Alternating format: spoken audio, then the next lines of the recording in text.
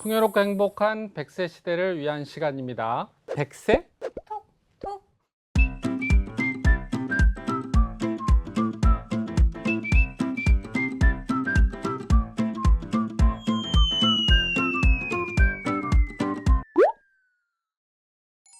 요즘 정치권에서 노인 기초연금을 이제 40만 원까지 올린다고 해서 이 퍼퓰리즘 논란이 있는데 근데 우리나라가 노인 빈곤이 OECD 국가 중에서 1위거든요.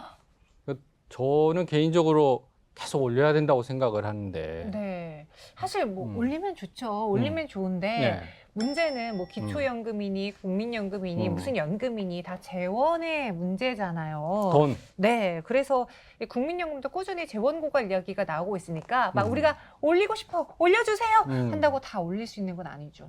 그래서 뭐 이게 쉽지 않은 문제긴 한데 네. 그 관련해서 어떻게 솔루션은 뭐 없는지 전문가분을 모셔서 한번 들어보려고 합니다. 네. 네. 그 재갈현숙 한신대 사회복지학과 강사님 나와주셨습니다. 반갑습니다. 안녕하세요. 안녕하세요. 네. 오늘 솔루션을 저희에게 주고 가셔야 돼요. 네.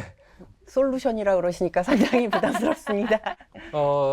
노인연금, 뭐 고령연금, 기초연금, 뭐 무슨 연금 이렇게 용어가 분분해요, 다양하고. 네. 우리나라의 이제 노후소득 보장 제도라는 것을 이해하기 위해서는 사실은 사회보장 제도라는 걸 이해해야 돼요. 그러니까 사회보장 제도는 뭐냐면 우리나라 헌법에 우리 국민들은 행복을 추구할 권리가 있다라고 얘기했잖아요. 네. 그걸 천명하고 있는데 그럼 실제로 국가가 국민들의 행복 추구권을 위해서 무엇을 하느냐?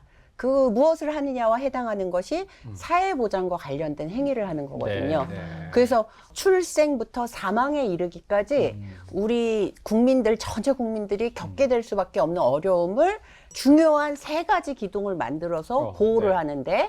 첫 번째 기둥에는 사회보험제도가 있고 네. 두 번째 기둥에는 공공부조제도가 있고 세 번째 기둥에는 사회서비스가 있습니다. 사회보험이고요, 전형적인. 그래서 전체 국민들에게 가장 보편적으로 적용되고 있고 이 제도들은 소득보장과 의료보장을 위해서 하고 있어요. 네. 그리고 이 제도는 우리가 매달 기여를 하고 이후에 연금 같은 경우는 일정 정도 나이가 됐을 때 수급권이 발생하는 거고요. 건강보험 같은 경우는 우리가 아플 때 지원을 받고 있죠.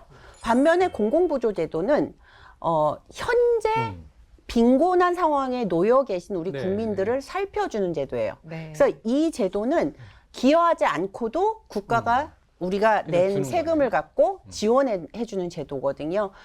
그렇기 때문에 사실은 이제 많이 혼란스러우신 게 뭐냐면 국민연금은 평생 동안 우리가 기여를 하면서 나중에 수급권이 확보되는 제도고 기초연금은 사실은 기여는 없어요. 하지만 현재 빈곤한 노인분들에게 세금을 기반으로 제공하는 제도입니다. 강사님 말씀을 들어보니까 이 기초연금의 경우에 또 노후소득 보장을 위한 제도인 거잖아요. 근데 제가 그런 이야기를 들은 적이 있는데 국민연금의 노령연금을 받게 되면은 기초연금의 혜택을 적게 받거나 혹은 못 받을 수도 있다라는 이야기를 들었거든요. 그러니까 이게 연금도 헷갈리는데 또 이런 이야기가 있으니 이게 뭐 중복이라 그런 건가? 왜 이런 이야기가 나온 거죠? 많이 헷갈려 하시는 부분이 맞고요. 네. 이게 이제 앞에서 설명드린 것처럼 국민연금은 분명히 보편적인 사회보험 제도이고 기초연금은 공공부조 제도로 마련된 거예요. 그러면 두 개의 제도의 목적은 약간 다릅니다. 국민연금 같은 경우는 보편적인 소득보장 제도고 기초연금은 사실은 이제 빈곤층에 있는 노인분들의 소득보장 목표가 돼야 되는데 애매한 게 뭐냐면 우리나라 국민연금이 이제 88년 제도가 들어와서 수급자가 발생한 이후에 보니까 이 급여를 못 받으신 사각지대에 계신 분이 많은 거예요. 그렇다 보니까 2008년도에 맨 처음에 이 사각지대에 계신 분들을 위해서 기초노령연금이라는 걸 도입했는데 노인들 빈곤 문제가 해결이 안 나니까 이게 선거 때마다 이슈가 돼서 2014년도에 기초연금으로 이게 전면 전환이 되는데 그 당시 이슈가 그거예요. 모든 노인에게 원래 주겠다고 대선 공약에서 약속은 했는데 실제로는 상위 30%를 자르고 70% 노인들에게 주기 시작했어요. 그렇다 보니까 국민연금 수급받으시는 분들도 상당수 여기에 포함이 되기 시작합니다. 국민연금 받으시는 분 중에 그럼 여기 포함되시는 분들은 어떤 분이냐? 일단 기초연금 받으시려면 소득자산조사를 받습니다. 거기에 추가적으로 국민연금 받으시는 분들은 자기 연금액이 어느 정도 수준인지를 봐서 일정 수준 이하에 계신 분들만 비율적으로 감액해서 받게 되니까 네. 이런 속 사정을 모르는 상태에서 딱 결론만 보면 국민연금 받으면 기초연금을 깎아받아? 다 못 받아? 이런 오해가 생기는 그런 사정이 되는데 사실 이제 이건 국가의 잘못도 있는 거죠. 모든 어르신들에게 드리든가 아니면 정말 특정 정책의 목표에 맞게끔 제도 운영을 해야 되는데 좀 모호하게 발전된 측면이 있습니다. 그런 이제 또 부분도 있고 또 하나 지금 연금 정치권에서 기초연금을 40만 원까지 올린다는 거잖아요. 네. 근데 지금 평균 연금 급여가 한 40한 중반대? 50만 원이 채 안 되는 걸로 알고 있는데 네. 그 연금은 그동안 이제 계속 납부해야 받을 수 있는 거니까 네. 연금 납부 안 하고 큰 차이 안 나니까 나 연금 납부 안 할래. 그래서 이 연금 가입 의지를 더 떨어뜨리는 그런 문제가 있는 거 아닙니까? 사실은 이제 2014년도 기초연금이 다 주겠다는 약속이 깨지고 70%로 갈 때 모두에게 주자는 운동하시는 분들이 했던 주장이에요. 70%라는 게 이제 그 하위 소득 70, 하위 예, 상위 70%? 30% 자르고 아하. 하위. 직장 가입자이신 분들은 강제로 이거는 적용되는 거기 때문에 그쵸, 선택의 그쵸. 여지가 선택의 없습니다. 여지가 없죠. 근데 지역 가입자 같은 경우는 납부 유예가 가능하기 때문에 내가 소득이 적거나 아니면 좀 없을 때 좀 적극적으로 이걸 안 내시는 경우가 있어요. 그러면 이제 이분들 같은 경우에 자꾸 보니까 국민연금보다 기초연금이 더 오르는 것 같다라는 오해가 생기시면 기피하실 수 있는 그러한 맞아요. 상황이 된다라고 이제 예전의 주장인데 사실 이제 제도적으로 봤을 때는 기억해 두셔야 될 게 뭐냐면 우리나라 국민연금 전체 평균의 그 수급액은 네. 말씀하신 것처럼 50만 원 수준이에요. 네. 그러니까 높지 않아요, 아직. 네. 그런데 이 받으시는 분 중에 20년 이상 가입하신 분들만 추려서 평균을 내보니까 97만 원 정도가 나옵니다. 네. 그거보다 더 오랫동안 납부하신 분, 올해 이제 신문에도 나왔지만 200만 원 이상 받으시는 수급자도 탄생을 했거든요. 네, 기사 봤습니다. 예, 네. 그런 걸 보면 사실은 나 기초연금 받기 위해서 국민연금 하나 더 기여하지 않을 거야. 라는 선택은 매우 비합리적인 선택일 수 있다라는 말씀을 드리고 싶습니다. 네. 그럼 이야기 들어봤을 때 기초 노인연금 인상에 대해서도 좀 찬성을 하시는 것 같은데. 기초연금이 사실은 현재 지금 당장 빈곤하신 어르신들을 위해서는 적정한 수준을 도달하게끔 하는 데 필요한데 문제는 기초연금을 어떤 제도로 운영할 것이냐를 먼저 해결해야 된다는 겁니다.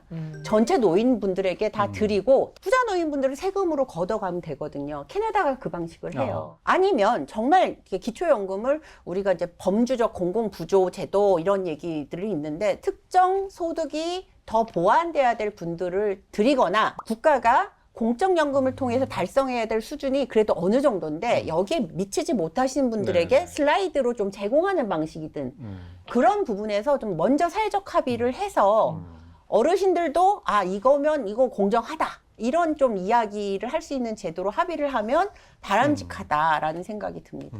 만약에 이런 연금을 인상하게 되면 이거 역시나 말씀해 주신 것처럼 재원 마련이 필요한 거잖아요.